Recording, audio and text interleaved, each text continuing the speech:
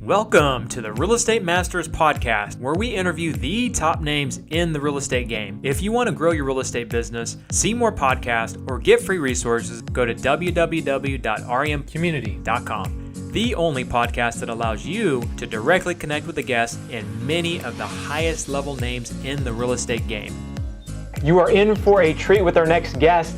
Do me a favor, subscribe to the podcast, leave us a review, and don't forget to go to remcommunity.com to connect with some of the highest level real estate professionals in the United States through our community and through our high level masterminds. Let's go. All right, today we have Mr. Ryan Robson on the line. Ryan is a real estate investor. He's been in the business for over 10 years now, runs over 6 businesses, getting ready to buy his 7th.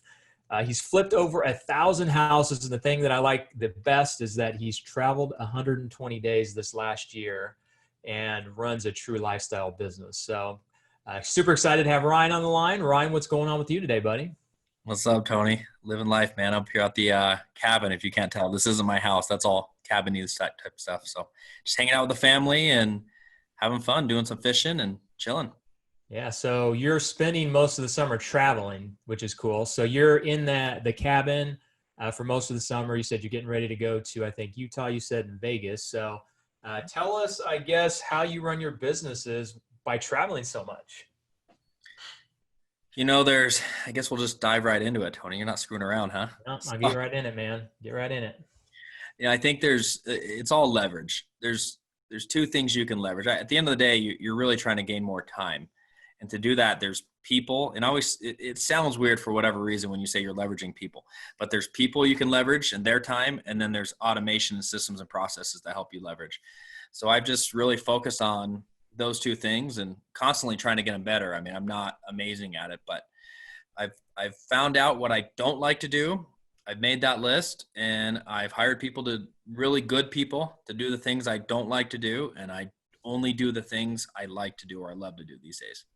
Yeah, that's what I love talking about is, people get so caught up in the details, and I always reference it as the first 10 years of my business. First 10 years of my business, I did everything that I didn't like to do, and I thought I had to do everything. And we were talking, I think it's probably a few months ago when we first started conversating, and it was like, how do we grow our businesses without doing more? How do we add on additional businesses without doing more? And obviously, like you said, it's people, it's systems. So when did you start getting that mentality? You've been in the business about 11 years now, the real estate business. When did it hit you that I need to bring in new people or more people? I need to get systems in place. Was it very early on, or was there something happen where you're like, I just had to make a change and transition to a different kind of mindset?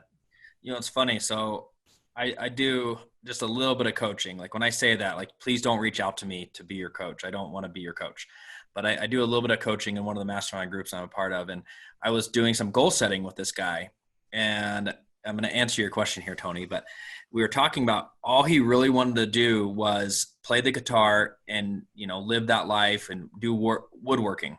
And he wanted to get his real estate business to a place where he could do that.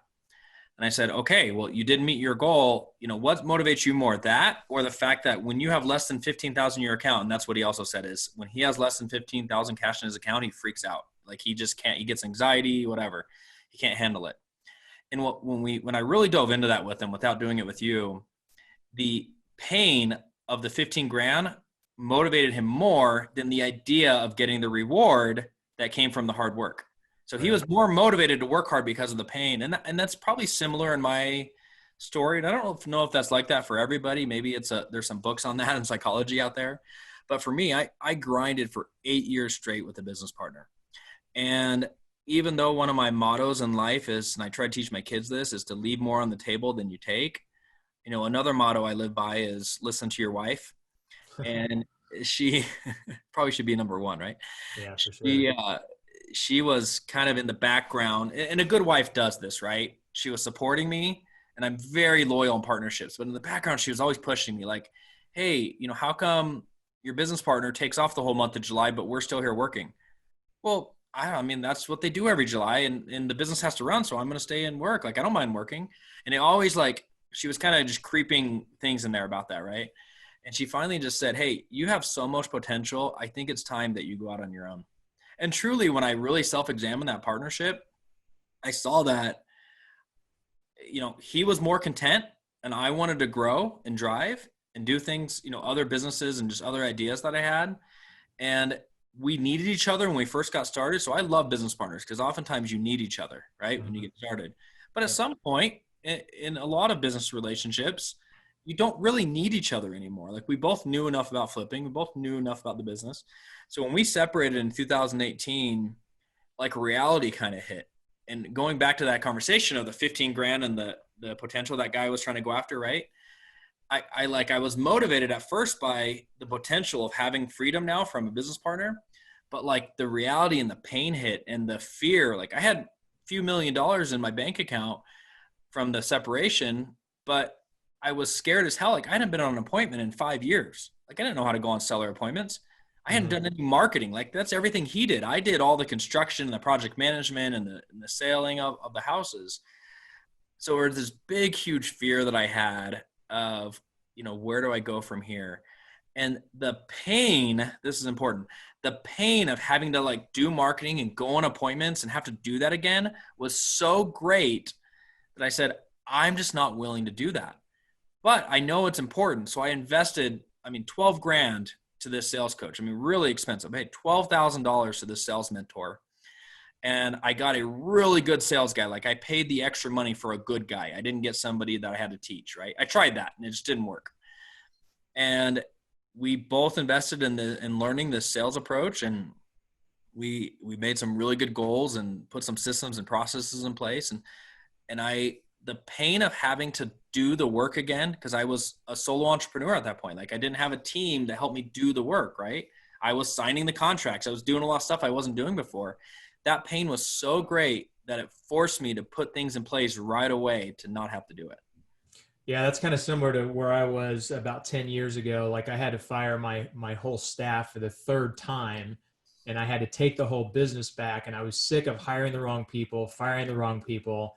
And that pain right there, and that I went through a mental, I don't call it a breakdown, but there was something that was just like, that hit me that like drove me to the bottom, that I was like, I've got to make a change. I did the same thing. I hired a coach that had a business where he didn't look at houses. He didn't meet with buyers. He didn't meet with sellers. He had a true business. So I hired him as a coach.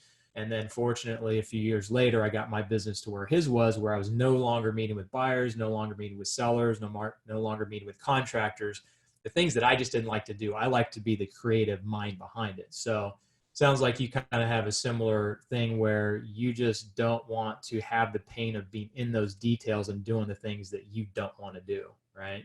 Correct. And honestly, the other pain is, my kids are 8, 6, and 4. And at the time they were 6, 4, and 2, right? Back in 2018. And my wife said, look, you told me when we got married that you were going to grind for 8 years, or not an X amount of time, but you were going to grind for a while and it would all be worth it someday. Well, guess what?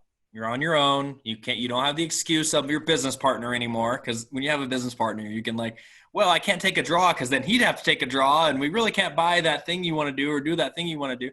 Like, you always have that excuse as a husband. So I no longer had that excuse.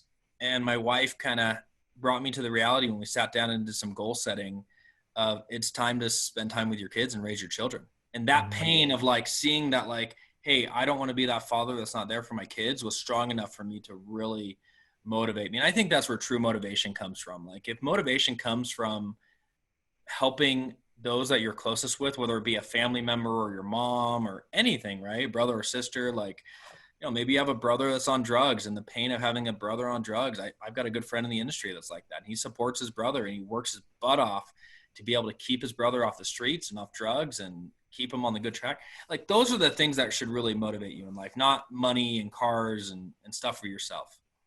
So 120 days a year of travel. So I talk about Parkinson's law a lot because, I used to work 80-hour weeks, and, I only work typically a few hours in my real estate business.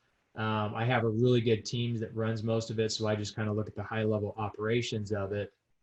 And my business does way more in that few hours now than when I used to work 80 hours a week.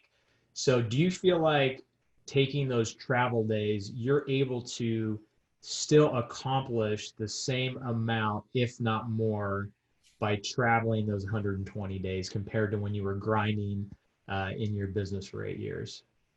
Yeah, I get in the way more than I do when I'm in the details. Like I just piss people off, to be honest with you. Mhm. I mean, I don't micromanage, but I like get in people's way, right? Like I don't allow them to take ownership of their work, and I don't delegate properly, and I just get more in people's way. And I've learned that, you know, forcing myself to be gone through those 120 or setting that goal of 120 days. And like when I set a goal, I'm going to accomplish it, right? It really forced me to delegate properly and to put the right people in place and get rid of the people that weren't the right people that I couldn't trust. But it also forced me to put like dashboards in place and daily huddles and KPIs and things that I could track and see and feel good as a business owner.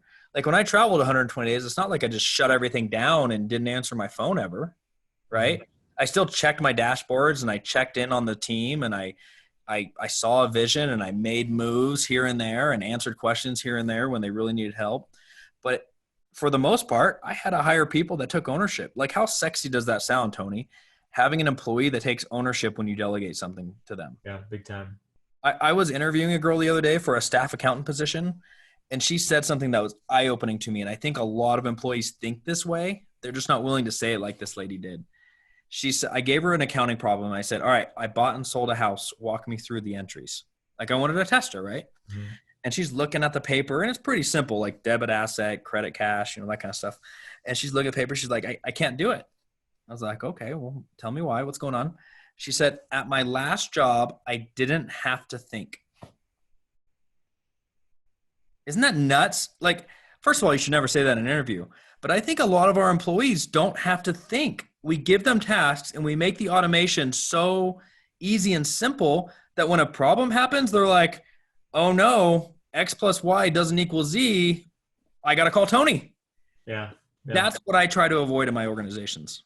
Well, it's interesting you say that because I just brought on 2 new VAs, and my hiring process used to be I would just put an ad out, schedule the interview, look at the resume, schedule the interviews. But I decided, and I got this from somebody else, actually a long time ago, and I put questions in the ad that made them think and have to follow a process, and if they didn't follow it. So I actually went even further this time, and I had kind of did what you did, and I put things in the application or in the process that they had to think. And if they didn't complete it and they didn't do it at least 90% of the way that I asked them to, then I didn't put them on to the next round. And I put them through like 3 different rounds. And I think that's important because a lot of people will just, like I did, the first 10 years of my business, and be like, oh, this resume looks good. You sound great. It looks like you've had, this and that. But until you really test someone and make them go through something, and you're right. It's like when you have people in your business, they have to take ownership. Like the people that I have that are the managers of my business, like they are owners of their department, and they want that to succeed. Like I try not to think for them. And in fact, when they come to me with a problem, I'm like, give me 3 solutions. If you have 3 solutions you come up with and you can't pick one of those solutions, then come to me. But otherwise, don't bring me a problem to come up with a solution for you. So I think that's good stuff. I've got a girl named Bianca in my organization. I hope she's not watching this because she'll get embarrassed. Mm-hmm. But, she wasn't the type. In her last job, she didn't really have to think either. And she was so scared. And a lot of employees feel like this. So I love your idea. Let me stop real fast. Tony, I love your idea that when you're hiring, like spend the time up front to make sure that you get people that will take ownership. But let's assume you have someone that's good but doesn't take a lot of ownership. Like, do you fire them and try to hire someone new? That's one option. But with Bianca, I sat her down and I was like, hey, I need you to take ownership. Here, you've had these tasks, you have these responsibilities. You are responsible for it. That doesn't mean you have to do it. It means if it doesn't get done, I'm going to come to you. I'm not going to go to Jerry. I'm not going to go to Charlotte. I'm not going to ask why they didn't do their task. I'm going to go to you, Bianca, and say, hey, this didn't get done. Why didn't Jerry do it? Right? And you know what she was most afraid of? She was afraid she was going to get in trouble and I was going to be mad at her. She didn't want to take ownership because she was so afraid of doing something wrong. Right. And I had to explain to her, it's like, I mean, literally, I think I even held both of her hands and looked her in the eye. And I was like, Bianca, I'm going to be gone a lot. I'm going to trust that when you screw up, it's okay. And I want you to say, hey, I screwed up and I'm going to figure out a better way to do it next time. And that's okay. And I promise you, Bianca, I won't get mad at you. Now, I, in the past, had gotten disappointed and mad at her. So that's probably why she felt that way, right? And I've done that a lot in my career as a boss. It's really frustrating when it's like, I explained this to you. Why can't you just do it right? Like, it's just frustrating.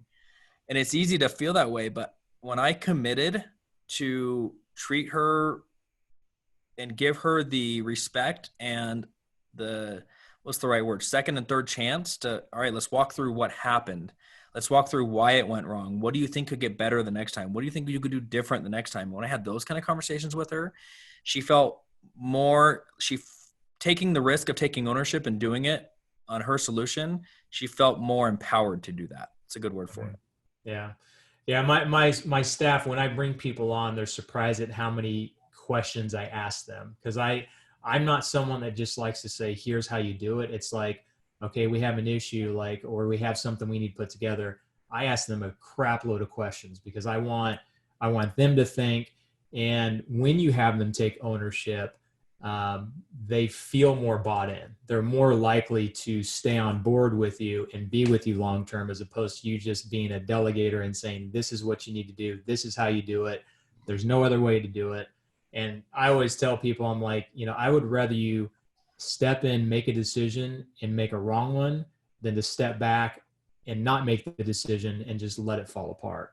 And that's not easy. That's really hard, especially if you've been doing it yourself and they're doing it 80% as good as you are. It's hard to be okay with that. Yeah. And honestly, there's that number out there. It's like, 75% is usually the number I hear when people say, if someone can do it 75% as good as you do, let them do it. I would go lower than that just because I would rather them do something I don't like and do it 50%.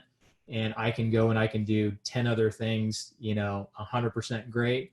But the fact is that if you find the right people, they do it better than you. Like, honestly, the people that are in my business, like, I look at what they do and those things that I used to do that I think I thought I was pretty good at, like Tina in my office manages projects 100 times better than I do. I hate the details. She is on budget and on time with almost every single project. Kelsey, who runs my workspace, she's way better with people. She's more patient.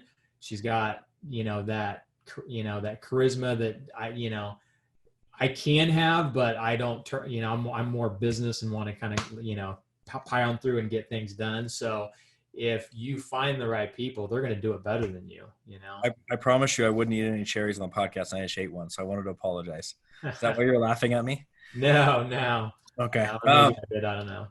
So sorry about that.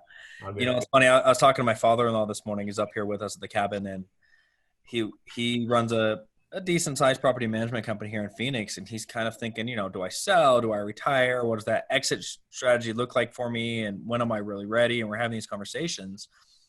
And it kind of turned to like, well, what if you hired somebody to run it and kind of kept the equity and sold it later? And then we talked about, well, you really got to get someone that can run a business. And what does that person look like? And that's kind of similar to you and I's conversation right now, is like, how do you hire managers and leads that can run a department, right? Because those are the type of people you need to take your place. The lower level employees, it's just hard to get them to be managers and leads. And what we determined was it comes down to gut. And it was a really gut instincts, and developing that gut instinct. And when he said it, it like connected with me like right on. He said this, he said, I have the ability to see a problem before it happens, and I can feel it. And I don't know what it's called, and I don't know why, but I just know there's a potential problem here, and I need to look into it and dive into it further. And I've got this, and he was telling me this, he has this employee right now who just doesn't have that gut. Like, he doesn't have the ability to see it and to feel it. And as owners, you have to develop that. But I think that comes, or at least the conversation I had with him, that gut instinct comes from experience. And it comes from experience of failing and failing and failing. And to get our employees to have that, we've got to allow them to fail. Yeah, and they really have to care. I mean, like, Kelsey, who I just mentioned a little bit ago, like she, we've talked about all this marketing stuff, and, with COVID and everything, like we had a few months where we just we weren't doing tours because people just didn't want to get out. Well, she took it upon herself to order bandit signs, and I got a $1,700 bill, and I'm like, you kind of need to approve this with me, but I'm like, okay, you're taking initiative. Well, she was trying to find people to put signs out, and she couldn't find anybody that was reliable. So what did she do? On a Saturday, her and her daughter went out and put out a bunch of signs. The next day she gets a call, and someone signs up for an office at, $600 a month. So it was like, she made, I wouldn't say mistake, but she ordered signs, didn't ask for the price of the signs. Okay, fine. I let that go. At least she was taking initiative, but it turned out to be fine. She took that extra step. And, it's not quite what you were talking about with gut, but it's like that thing where people just care and they want to make things happen, whether it's, taking initiative and moving things forward, or taking something that could be a mistake and figuring out how to solve it and minimize it. Right. So I think people just caring, I would rather have someone that, gives a, what, and works their tail off and really wants to make things happen than someone that has a Harvard degree that, isn't going to do a lot. Right. So one little nugget for your viewers that I do to help hire people that care. And it's going to be a weird answer. You're probably not expecting this, but when I find the right person that seems like they have the right personality type for the job, the right amount of core values that match our core values, and that's a whole call I could do separately. But when I find that right person, I ask them how much they think they're worth and how much they want to get paid, right? And we get to that number, and let's say I'm willing to pay somewhere between 50 and 70 for this position. I always have a range in my head. Like if I get the right person that knows everything, I'll pay them 70. If I get someone I have to train up, I'm going to pay them 50 and then work them up, right? And if let's say they say $60,000, and I really think this might be the right person for organization. When they tell me, I always make them give me a number first. When they tell me 60,000, I will offer them 65. And that extra $5,000 or that extra $2 or $3,000, is like, wow, okay, this guy cares about me. And, it really, like, that whole reciprocation thing really happens there. So that same kind of vein, I always make sure I understand kind of roughly what people's living expenses are, which is an awkward conversation in a first interview, but I like to know how much they live on. And what I don't want to do is pay that person $5,000 a month if their bills are $4,800 to $5,000 a month. And the reason why is it's hard for people to care about their job when they get a flat tire, or their kid gets sick, or something happens and they get that $2,000 or $3,000 bill, and all they are doing all day long is stressing out about how they're going to pay for this or that, and they have a hard time mentally having capacity to worry about work. So I try to make money. I take money off the table as much as I can, so that people aren't worried about their personal lives and money in their personal lives, and can focus on work and care.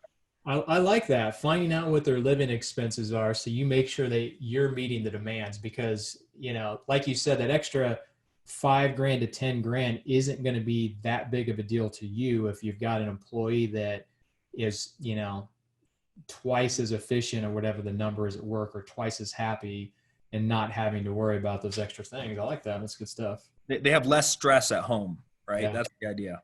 Yeah. And understand people's personal life outside of money. Like, these are weird questions, but if you can figure out the relationships with their spouse, and like, the more drama somebody has outside of work, I promise you that stress and drama comes into your work life.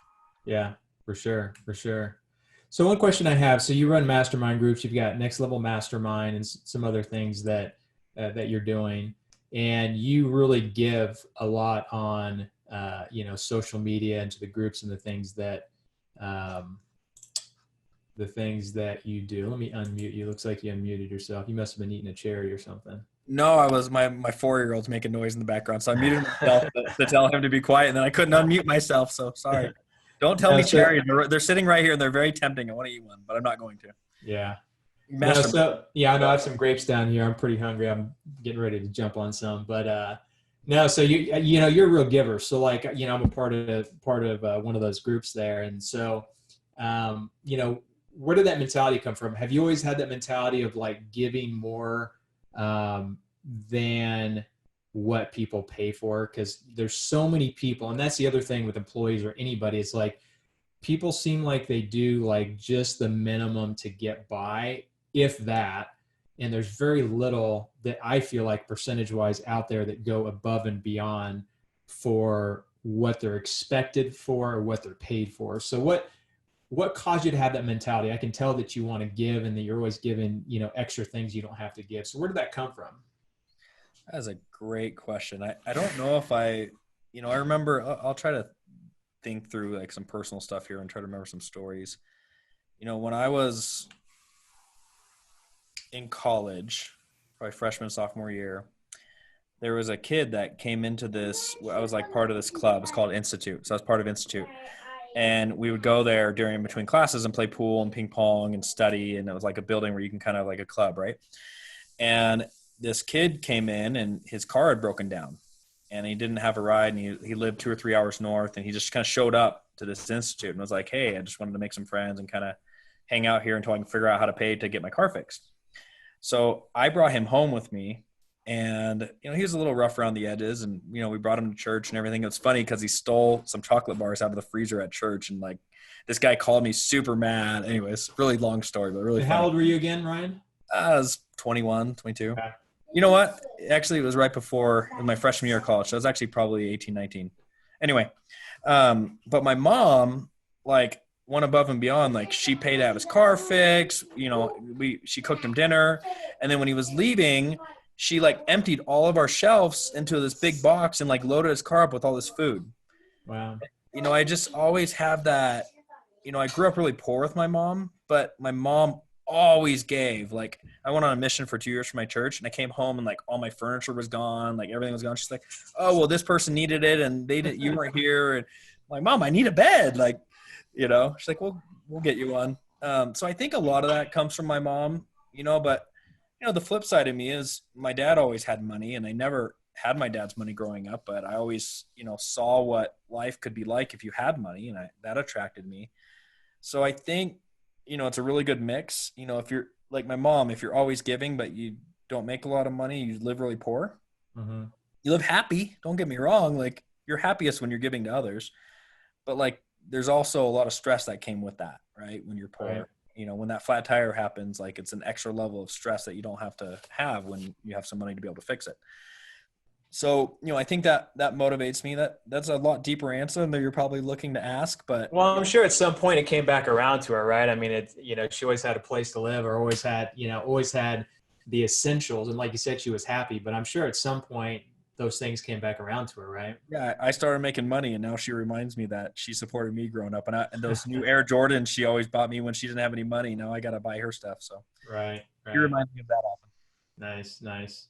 Well, cool, man. So what else do you want to jump into? Anything else that you want to talk about? Anything else that you like to, like to share with, listeners, or things that you like to share in your masterminds that you want to share with our audience here? Is your audience more, I guess I should ask you this before I jumped on, is your audience more real estate focused or business focused? I think probably a little more real estate, but I like to, even though of the people that I get on and this is kind of real estate based, I really just like to talk about, business and life in general. So you can share whatever you want. Oh, I don't, I guess, know what I would share, but, I think, something I learned from you and something that I do is to really get yourself out of the weeds. You'll never be able to scale without doing that. And to get yourself out of the weeds, you need to write down like major things that need to get done every day and accomplish those major things. And so I write down 2 to 3 just big things I want to do, that will really move my organization forward. And then I make sure that if I have a goal, that those things are helping me accomplish that goal. If there's a task that doesn't help me accomplish that goal, I need to outsource it, or I just need to not do it right now and push it off till later, right? Unless it's like paying the utilities because my utilities are going to get shut off, right? There's certain things that you just have to do. But even that, you should be outsourcing, right? Like I haven't paid a utility bill in years. I only go to properties to do Facebook Lives, to kind of show people what we're doing and keep people up to date on the projects we're doing. But I don't have to see my properties anymore. My project manager and my in-house designer / assistant for the project manager, I can get a house under contract and they could fix the whole thing up and get it sold without me involved. So working yourself out of the details of your business are the only way you're going to scale. So I guess I'll leave your audience with that. And, feel free to reach out to me on Facebook, Ryan Robson on Facebook, and happy to help you if you need any help. Cool, man. So it sounds like you have, I call it, well, I don't really have anything I call it. It's really just like the top 3 things that I have to do today. And I actually did a podcast with someone the other day, and they said, you need to ask yourself every morning, if you had 1 hour to work and that's all you had, what would you do?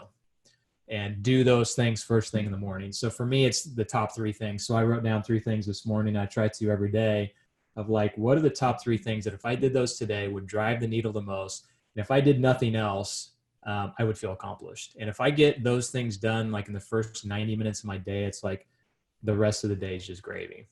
Oh, my best days are waking up at 5 a.m, getting a little workout in, going straight into work and working from 6 a.m. to 8 a.m. I get almost my whole day done from then. And then I do some daily huddles with my team. I'll do any kind of level 10 meetings we have for the week. And then I go do private gymnastic lessons and private soccer lessons with my kids. And, I leave work at 12.